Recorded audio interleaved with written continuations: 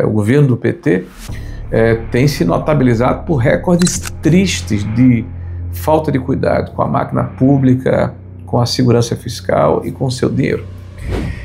Aconteceu há pouco menos de 8 ou 9 anos atrás a maior catástrofe econômica que o Brasil já foi vítima em função das mesmas irresponsabilidades, dos mesmos atos, da mesma forma como o PT se comportou há pouco tempo atrás, no final do governo do Lula e na Dilma 1 e 2, numa supressão violenta do nosso PIB, quase 7 pontos percentuais em 2 anos, centenas de milhares de empresas fechadas, milhões de empregos formais subtraídos e a marcha da insensatez continua a todo vapor. Você imagina que a sua família todo mês ganhe uma quantia X em dinheiro, mas gaste mais do que ganha. É o que acontece com o Brasil. O governo Bolsonaro entregou as contas no azul, a casa arrumada, a dívida numa trajetória descendente, ou seja, a dívida brasileira caindo gradativamente. E o que é que está acontecendo? Nunca se arrecadou tanto no Brasil, uma proporção de quase 21% em relação ao PIB, é histórico, a média nossa é em torno de 19%. Né? E nunca se cobrou tantos impostos. E nunca se aumentou numa velocidade tão grande a nossa dívida pública. Nós perdemos praticamente o controle. Então imagine na sua casa, você gastando mais do que pode e buscando dinheiro com a agiota, com um parente. Vai chegar um momento em que essa explosão da dívida está tão grande que ninguém quer lhe emprestar mais. Por isso, para lhe emprestar, eles aumentam a taxa de juros, que é o risco. É o que acontece com o Brasil. Nós já devemos quase 8 trilhões de reais. E nós pegamos uma dívida, volto a frisar, em queda. E agora ela está crescendo. Esse ano deve crescer em torno de 4 pontos percentuais ao ano. 4 pontos de um PIB de mais de 11 trilhões de reais, nós estamos falando da bagatela aí de 400 bilhões de reais aproximadamente. Esse é o custo dessa irresponsabilidade que o governo vem patrocinando para suportar programas sociais eleitoreiros ineficazes e muitos deles que não resolvem de fato a vida da sociedade brasileira. 94 milhões de brasileiros, hoje a metade da população, vive de programas sociais porque o governo acredita que, ao invés de emancipar, qualificar, educar, preparar para o mercado de trabalho, dar uma educação qualificada, prefere manter os dependentes do Estado. É evidente que é necessário termos de segurança social e alimentar, mas isso não pode ser um fim em si mesmo. Nós vamos chegar com um déficit nominal ao final do mandato do Lula aproximadamente de 1 trilhão de reais. E isso vem se mantendo ao longo dos anos. O crescimento da nossa dívida pública é exponencial, né? E isso prejudica todos os negócios, porque a grande pergunta é: o que é que esse papo tem a ver com a minha vida? Ora, se a taxa Selic, que é a taxa que o Banco Central estabelece para remunerar quem empresta ao governo, é de 15% ao ano para a inflação de 5,5%, ou seja, um juro real de 8% ao ano, não há nenhum país do mundo, nenhum país do mundo, que permita que se compre um título de longo prazo para ser remunerado, amortizado em 2040 com essa taxa de retorno. Nós viramos literalmente um paraíso dos rentistas. E por que não cai a taxa de juros?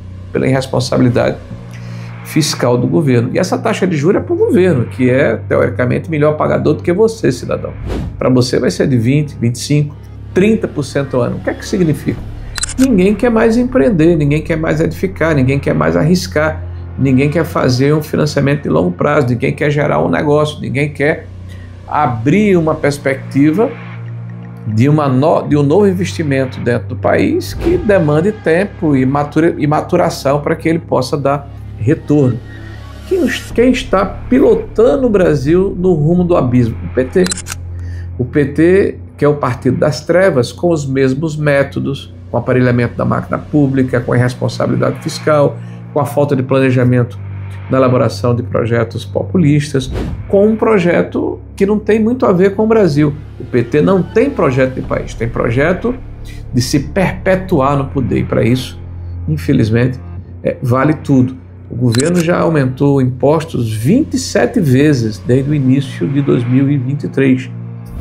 E provavelmente nós vamos concluir o terceiro ano com 30 novos impostos. E o governo engana a população dizendo, olha, nós estamos taxando o andar de cima, nós vamos taxar os banqueiros, os ricos. Isso é uma grande falácia, uma grande mentira. Vamos raciocinar. A questão do IOF, na hora em que o imposto sobre operações financeiras foi implementado com a majoração, com um aumento, em função inclusive do que ocorreu no próprio Supremo Tribunal Federal, que infelizmente tem ultrapassado, né, a função do Legislativo, o IOF ele incide diretamente, impacta diretamente as compras parceladas de quem compra uma geladeira, um fogão, um ar-condicionado, um carro. Ou seja, é repassado para o consumidor um aumento de custos. Da mesma maneira, se você aumenta a remuneração de bancos, de fintechs, de fundos exclusivos, de fundos que são captação para investimento em infraestrutura na área do agroindústria ou do agronegócio, há um aumento do custo do financiamento para quem vai tomar o dinheiro e fazer aquele investimento e, por via de consequência, se encarece o preço do produto que é gerado para a população, que gera inflação. Veja a questão da conta da luz, onde o governo, na MP 1300, aumentou a tarifa social, mas aumentou também a conta do subsídio em quase 5 bilhões de reais. Quem está pagando isso? O consumidor cativo e a indústria, aquele que não tem como comprar uma placa de energia solar, não tem como fugir, né, da obrigatoriedade de comprar a uma empresa prestadora de serviço de energia no seu estado, e a indústria que fabrica produtos e tem dentro dos seus custos a energia. Moral da história, classe média sobrecarregada, que não tem como fugir, e a população de uma maneira geral, porque há um encarecimento, há um aumento do custo da produção dos produtos que são gerados e vendidos à sociedade brasileira. Esse governo, de fato, ele é um Robin Hood às avessas, ao contrário, o Robin Hood daquela história que roubava dos ricos para distribuir para os pobres. Esse governo é cruel. Ele dá com uma mão, mas ele tira com as duas. Ele faz de conta, ele vive de narrativas. É um governo de fancaria, com as mesmas propostas, com os mesmos projetos, com os mesmos métodos, com a mesma forma de governar que afundou o nosso Brasil recentemente, que corroeu a moral, a ética e a máquina pública, tudo em nome de um projeto de perpetuação no poder. Eu espero, sinceramente, que a sociedade desperte.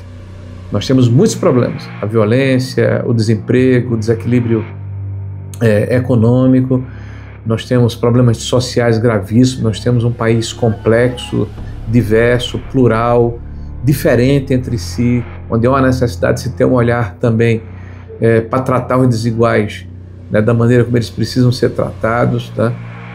Os desiguais têm que ser tratados de uma forma diferente em todas as regiões do país. Agora, nós não podemos conviver e banalizar o fato de que as finanças públicas brasileiras, que é a espinha dorsal do nosso país, estão sendo literalmente destroçadas em nome de um projeto que não é o projeto do nosso país. Boa sorte a todos, vamos nos manter aqui atentos, vigilantes e fazendo a nossa parte para tentar minimamente proteger o legado que foi laboriosamente construído a partir do impeachment, né, da irresponsável Dilma Rousseff, né, inicialmente com o presidente Temer, e na sua consolidação, as grandes reformas estruturantes, na melhoria do ambiente macroeconômico e microeconômico que ocorreu no governo do presidente Bolsonaro. Forte abraço e contem conosco.